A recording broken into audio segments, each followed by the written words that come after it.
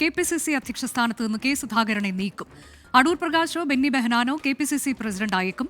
High command തീരുമാനം എന്തായാലും അംഗീകരിക്കുമെന്നായിരുന്നു K സുധാകരന്റെ പ്രതികരണം. തദ്ദേശ നിയമസഭാ തിരഞ്ഞെടുപ്പിനെ നേരിടാൻ ഒരുങ്ങുന്ന കേരളത്തിൽ നേതൃമാറ്റം അനിവാര്യമാണെന്ന വിലയിരുത്തലിലാണ് കോൺഗ്രസ് ഹൈക്കമാൻഡ്. അധ്യക്ഷ സ്ഥാനത്ത് നിന്ന് കെ സുധാകരനെ മാറ്റണമെന്ന ആവശ്യം നേരത്തെ തന്നെ ഉയർന്നിരുന്നു. അടൂർ പ്രകാശ്, ബെന്നി ബെഹനാൻ, റോജി എം ജോൺ എന്നിവരുടെ പേരുകളാണ് പരിഗണനാ പട്ടികയിൽ.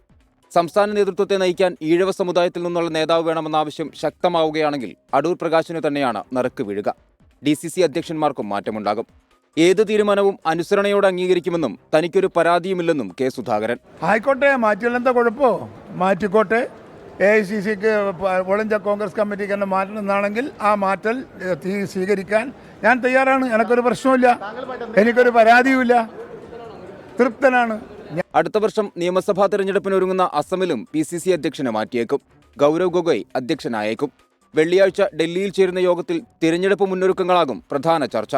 തിരഞ്ഞെടുപ്പിന് 6 മാസം മുൻപെങ്കിലും സ്ഥാനാർത്ഥികളെ പ്രഖ്യാപിക്കുന്നതിനുള്ള സാധ്യതയും തേടും. 24 ഡൽഹി.